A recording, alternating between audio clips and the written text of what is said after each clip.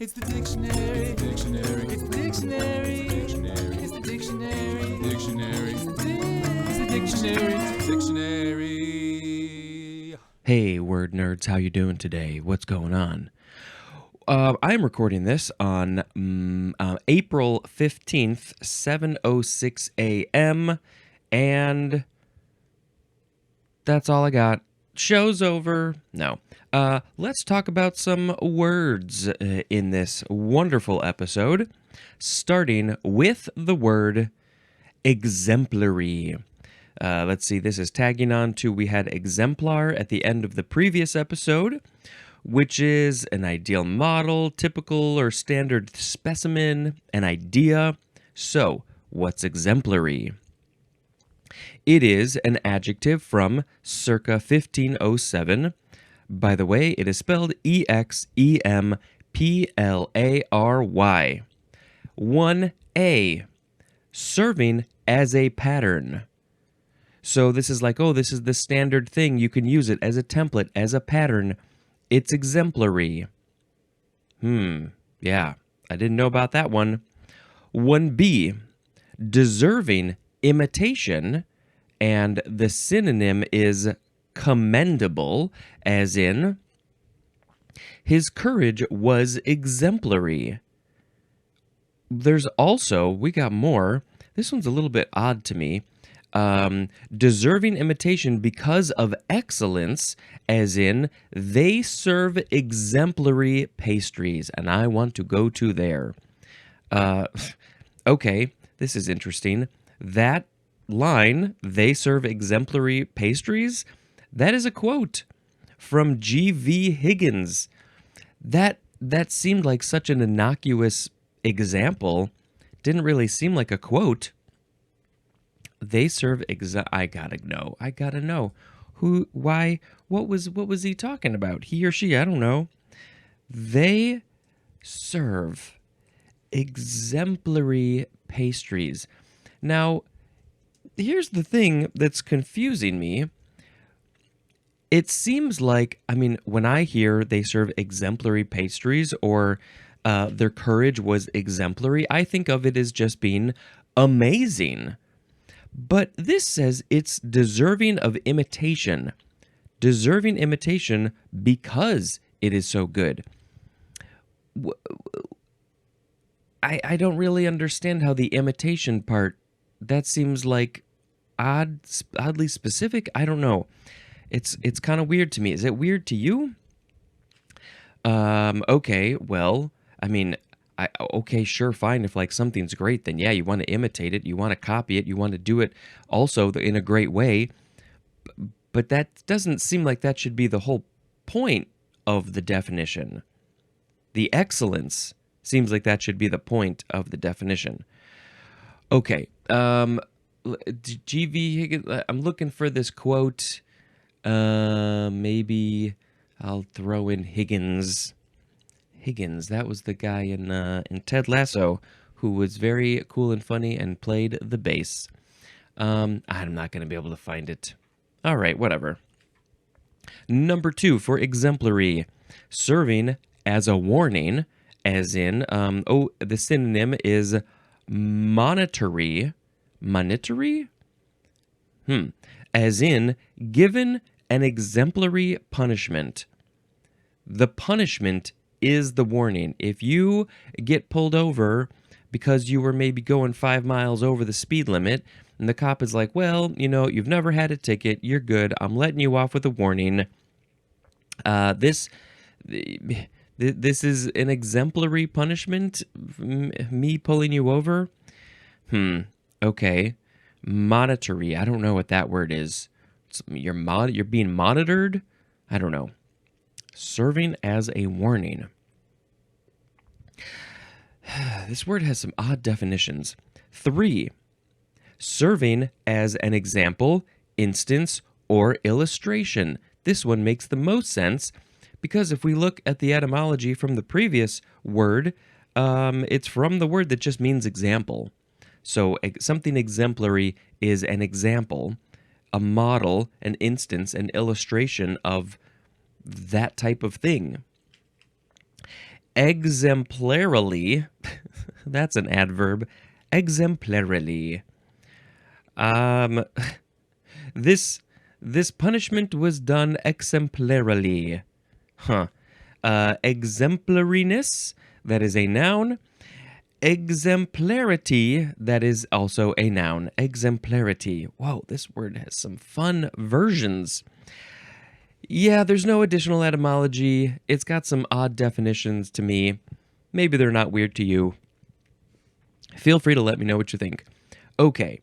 I need to make a sound effect. What am I gonna do? I'm gonna go and 1 and 2. The next word is exemplification. Noun from 1510, 1a. The act or process of exemplifying. That's going to be our next word, exemplify. 1b, the synonyms are example or case in point. Yeah, it's all about examples. Number 2, an exemplified copy of a document. So if you copy a document, then it is an example of that document, and it would be an exemplification. Well, let's get more information about this word. 1 and 2 and 3 and 4. Exemplify. Transitive verb from the 15th century. 1. To show or illustrate by example, as in anecdotes exemplifying those virtues. So those anecdotes are illustrating these types of virtues, these feelings, these emotions. They're showing them as examples. Anecdotes exemplifying those virtues. Well, I'll tell you a little story that illustrates an example of a virtue. What even is a virtue? It's like a thing. It's like a thing. I'm trying to think of like a easy way. Behavior showing high moral standards. Okay. Is there examples of what is the true meaning of virtue? What does being a virtue mean? I don't know. I don't know if I can dig too far into this. In human practical ethics, a virtue is a disposition to choose actions that succeed in showing high moral standards. So here's an example. Here's a little anecdote that exemplifies a virtue. Well, a virtue isn't the point of this word, exemplify. That's the being, it being an example. That's the point of this one. To show or illustrate by example. Number 2. I'm tired. To make an attested copy or transcript of under seal. And the thing that you are doing this of would be a document. You are making a copy of a document. Making copies at the copier. The exemplifier. And yet you're just the action of making that copy is exemplifying. 3a. To be an instance of or serve as an example of. The synonym is embody, as in she exemplifies the qualities of a good leader. She is a very good example. She embodies all of those good leader traits. What are those? Well, taking control might be one of those. And that's a pretty good start. So she is good at taking control and leading people because she knows what has got to be done to be an instance of or serve as an example of. 3b, to be typical of, as in a dish that exemplifies French cuisine. It's the most typical standard French cuisine dish you can think of, so it's a good example of that. Now, do you want to imitate it? Is it exemplary? Is this French dish exemplary of French cuisine because it's so excellent, and then you want to imitate it? I can make that French dish. I can do that. I want to imitate it because it's so good, and I want to make something so good. Okay, that's a similar etymology. do. 1, 2, 3, 4, 5, 6. I don't know why I'm counting. 1 and 2. There should be an action with this sound effect. The next word is exempli gratia. 2 words. Exempli is the first word. Gratia is the second word. Some people also like to say gratia. Gratia. Adverb from 1602. And it just means for example. Exempli, we know, is example. Gratia, though, always thought it was, well, I guess I thought it was free, but I think that maybe it's for? Does gratia mean for? What's the free? It's something gratia free. I need to look at what this is. I'm not going to be able to find this. But anyway, I guess gratia in Latin, does it mean for? Or like something like that? Grace? What does gratia mean in Latin? Out of kindness, as a favor. I mean, that would be kind of free. I don't know why. Now, there is no etymology, so it doesn't say. I mean, but it's exempli gratia, for example. So maybe when you're reading a book or something and it wants to say, for example, you see e.g. I just put it together. I use that sometimes. I think there's another one with I. Is there another one with I? E.g. For example. That's just another way to say it. E.g. exempli gratia. Oh, wonderful. I'm sure I learned that at some point, but I forgot. 1 and 2 and 3 and 4. Next is exemplum. Exemplum, noun from 1890. Number 1, the synonyms are example and model, as in an exemplum of heroism.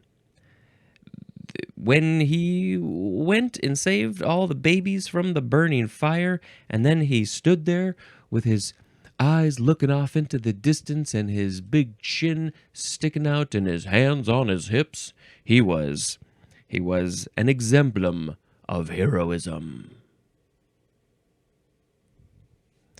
Next, number 2, an anecdote or short narrative used to point a moral or sustain an argument. It's an example of something, an example of a moral story, one of those virtues that we were talking about before, maybe.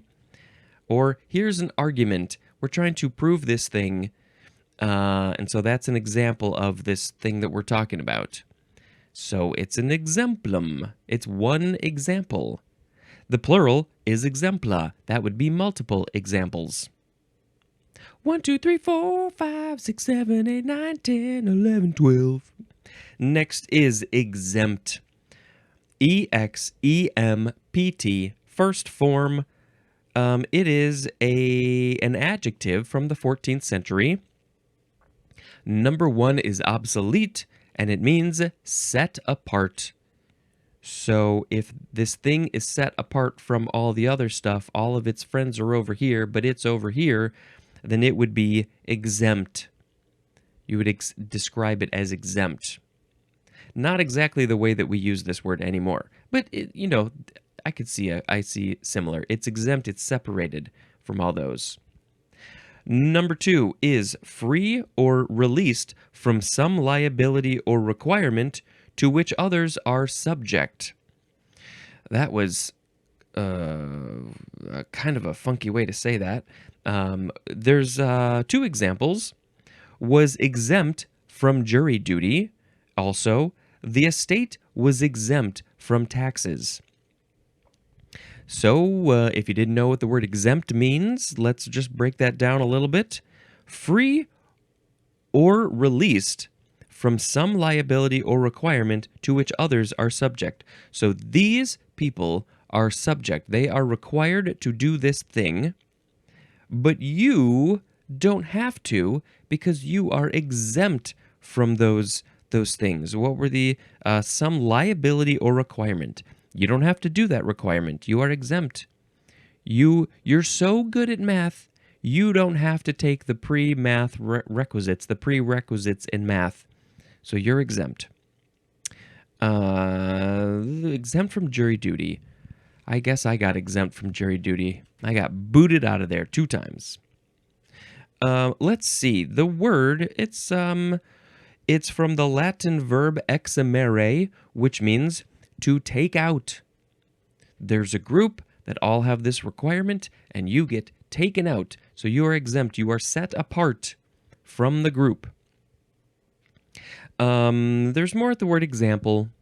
We're going to make an example out of you by taking you out of the group. That's probably how it used to be used. 1, 2, 3, 4. The second form of exempt is a transitive verb from the 15th century.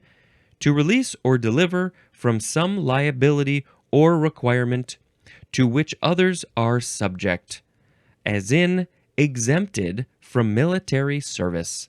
This is the action of removing the thing, the person, from the group because they don't have to do the thing. 1, 2, 1, 2, 1, 2. Why are we just changing it with numbers? The third form of exempt is a noun from 1670. One exempted or freed from duty. So this is the noun, the one who doesn't have to do the military service, who doesn't have to do the jury duty. They are the exempt. I don't know if I've ever heard this word used to describe the thing that is exempt. Okay. 1, 2, 3, 4. The next word is exemption, noun from the 14th century. 1. The act of exempting or state of being exempt, and the synonym is immunity. If you have exemption, you have immunity, you are immune to doing the jury duty. Yeah, the act of exempting. Number 2, one that exempts or is exempted, especially a source or amount of income exempted from taxation. When you make money, they put a certain amount of tax on it, but for some reason, there is certain money that you can make that does not need to be taxed. So you get an exemption, or that money would be the exemption. One that exempts or is exempted, specifically, a source or amount of income exempted from taxation. I'm trying to think of an example. Like sometimes there are certain things you could do with your job. Money that you make at your job doesn't need to be taxed. Maybe if it's like a trust or something, inheritance maybe, sometimes those are non-taxable. They're exempt. It's great when things are exempt from being taxed. 1, 2, 3, 4. Get it all the days. This is just what happens when you just let it fly. This is what improv is. You just, whatever the words that come up to your mouth, you let them out of your mouth. This is just what happens. The next word is exenterate. Exenterate, transitive verb from 1607. To remove the contents of, as the orbit or pelvis. To remove the contents of, exenterate, get rid of those contents. Exenteration is a noun. So what are we talking about? Let's look at the etymology. It's from the Latin verb exenterare, which means, oh, this is fun, to disembowel. Yep, that you are removing the contents of, you are taking my bowels, my guts, all of my stuff inside of my system, you're taking them out. Okay. And what else? Modified of the Greek exenterine from the X plus enteron, which means intestine. Hey, so yes, you put the X at the front of intestine and you are taking them out. Exenterate. This is tough. As of the orbit or pelvis. What orbit are we talking about? I think this around the eye is the orbital bone. So it would be, you're talking about taking your eye out, exenterate the eye? Or is there an orbit in your pelvis region? What's coming out? How are you taking things out of your pelvis? I don't know how this gets used in context. That's the thing that's confusing to me. Huh. All right. I don't know. 1, 2, 3, 4. Do some exercise. That's our next word. Exercise. First form, exercise. Noun from the 14th century. Number 1A. The act of bringing into play or realizing in action. The synonym is use, as in the exercise of self-control. Sorry, I'm just adjusting in my chair. The exercise of self-control. So you are realizing the action of self-control. Some people have a hard time exercising self-control. Overall, I think I'm pretty good at it.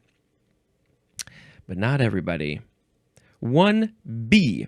The discharge of an official function or professional occupation. The discharge of a function or occupation, as in exercise of his judicial duties. Judicial duties. Try to say that 10 times fast. Judicial duties, judicial duties, judicial duties, judicial duties, judicial duties, judicial duties, judicial duties, judicial duties, judicial duties, judicial duties. Whew. I really had to try. I don't understand this one. The discharge of an official function or professional occupation, exercise of his official judicial duties. I don't know. He's got to exercise those duties. 1C is the act or an instance of carrying out the terms of an agreement as an option. And this is often used attributively, as in an option's exercise price. I didn't know that this word could be used in so many fun ways. The act or an instance of carrying out the terms of an agreement. All right, we agreed on this thing. You're gonna do that, and I'm gonna do this. We're gonna do it at the same time. We're gonna do a swap-o-rama, and those are our agreements. This is what we agreed on. We signed the contract, and we're now going to exercise that agreement. Okay. Number 2A. Regular or repeated use of a faculty or bodily organ. Regular or repeated use of a faculty, like one of your body's faculties, one of the things that your body can do, or a bodily organ. So if you are repeatedly using your gallbladder, you would be exercising your gallbladder. Maybe when you are reading or talking or playing games, you are exercising this bodily organ up here, the brain. It's really good to exercise the brain. Make new neural pathways. Keep it from, what's the word? Not solidifying. If you're not doing things mentally and physically all the time, your brain is part of your brain eventually is gonna be like, I don't need to really work so hard here, so I'm just gonna not work so hard, and then that starts to die, and that's not good. You gotta exercise the whole brain. Nothing but the brain, so help you brain. Okay, let's see. I think we are on now 2B. Bodily exertion for the sake of developing and maintaining physical fitness, as in trying to get more exercise. I am trying to get more exercise. I was going to do some exercising this morning, and when my alarm went off at 5 a.m., I said, no, I don't want to. And so I stayed in bed for another half hour. Exercise is really, really good for you. It's good to condition those muscles. You got to do the stretching maybe beforehand and afterhand, and it's very good for you. Maybe I'll talk more about that in a bit. But yes, you gotta do the exercise. Otherwise, you're gonna have some bodily problems probably, and then you're gonna have to deal with those, and that's not fun. You can make exercise fun. You can. I don't know how to do it. I haven't figured that out yet. But you can do it. Number 3, something performed or practiced in order to develop, improve, or display a specific capability or skill, as in arithmetic exercises. If you are a kid in the school doing the math, or maybe if you remember back to the time when you were in school doing math, you were doing arithmetic exercises. It's homework, Homework makes the dream work. You got to do all the math problems, and so you're training your brain, you're exercising how to do these things. It's a specific capability or skill. But we have another example, vocal exercises. These are things that I should be doing, but I'm not.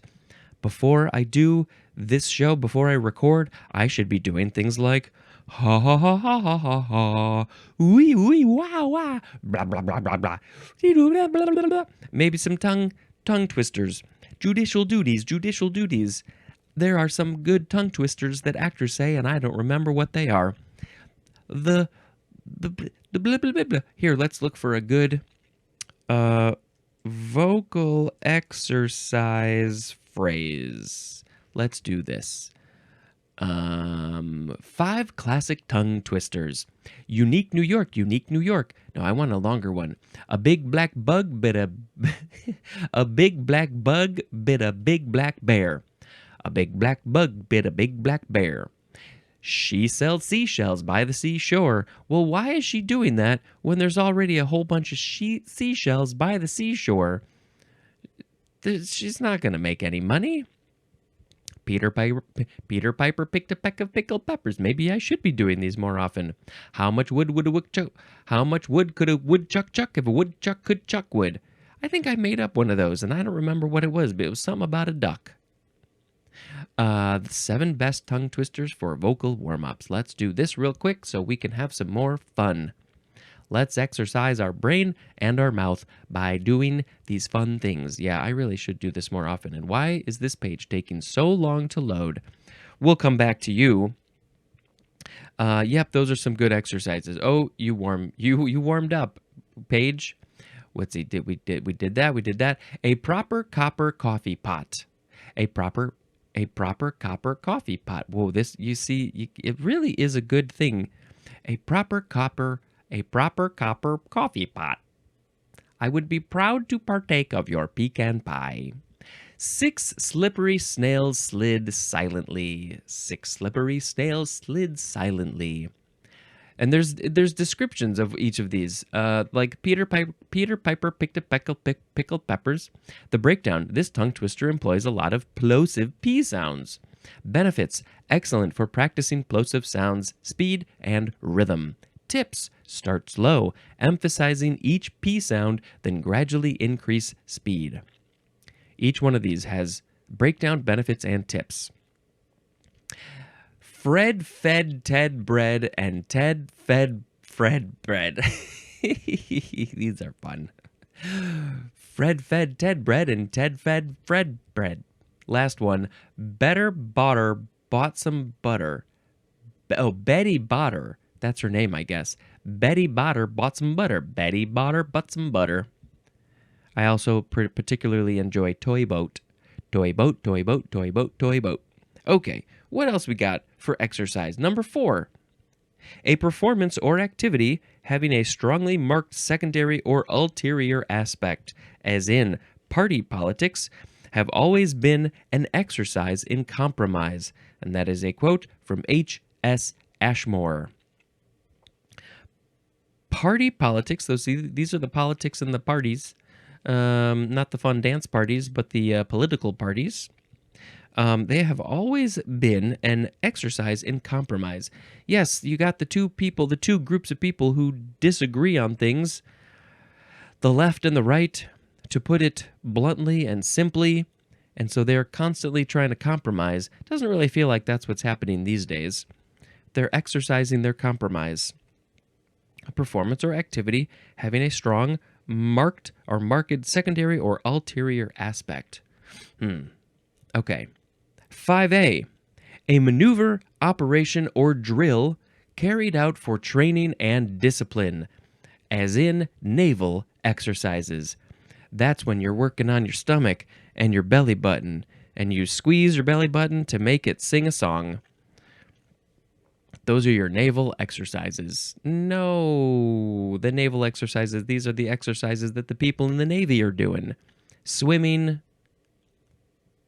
beach volleyball. 5B, this is plural. A program including speeches, announcement of awards and honors, and various traditional practices of secular or religious character, as in commencement exercises. We must commence with the exercises of the commencement. I don't really know that one at all. Okay, what's the etymology say? This is from the Latin verb exercitare, which means to train or exercise. From exercere, which means to train or occupy, from the ex prefix plus arcere or arcere, which means to enclose or hold off. Enclose a thing, hold it off, but then the X means out. So it's not being held in anymore? I don't know. There's more at the word arc, A-R-K. Yeah. It's now time to pick a word of the episode. I don't know what I'm going to pick. Let's find out. Let's reread the words. Exemplary, exemplification, exemplify. Exempli gratia, exemplum, exempt, exemption, exenterate, and exercise. Well, I believe that this podcast is an exemplification of maybe something that should never be done. But I think I'm going to pick exercise as the word of the episode because I am trying to be better about exercising. It's very good for your body. But I do want to point out that I think what a lot of people do is let's say for exempli gratia, for example, if somebody is trying to lose weight, they think that they have too much weight on their body and they would like to lose weight for whatever reason that's very personal to them, they may start exercising. That's a good place to start, but I think especially if you're trying to lose weight, you really, really, really, really, really need to do diet first. I mean, no matter what the thing is that you want to change in your body, lose weight, get more muscle, something like that, I think you got to start with diet because you are what you eat. If you are eating a bunch of crap, and I have said this many times before, if you're eating a bunch of crap, your body is not going to process it right. It's not going to know what to do with it.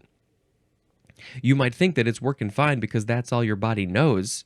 And then if you go to eat healthy food, your body might freak out a little bit until it gets adjusted. But then it's going to be like, oh, wait, yeah, this is what I need. These healthy things this is what I need. So I'm going to shed this weight or make your muscles work better. But then the exercise, that's the important thing. That's the thing that's going to, like I said, condition the muscles, make them stronger, do the stretching, all that stuff. So a combination of diet and exercise is the best thing. Don't just keep on eating all of your crap, which we love the crap. I love the crappy food, but don't just keep on eating the crap and then just exercise and think that your body is going to be amazing right away. No. You need to do the diet too. Okay, great. Exercise is the word of the episode. I'm doing my exercises, just pumping the arms, and that's all my exercises is. Yeah. Okay, enough about that. Let's now talk about a movie that I watched, and I believe you know what, I didn't even write it down, but I remember I watched Dune Part 2. And I don't even know what to say about these. I personally just sort of feel like this whole prophecy thing, it's just kind of like an insane, weird concept for a story. And I know that this is based on a book from decades ago, but like, I don't know. Do people look at it and connect with the character because they want to be the prophecy, or they feel like what is the point of this? I don't know.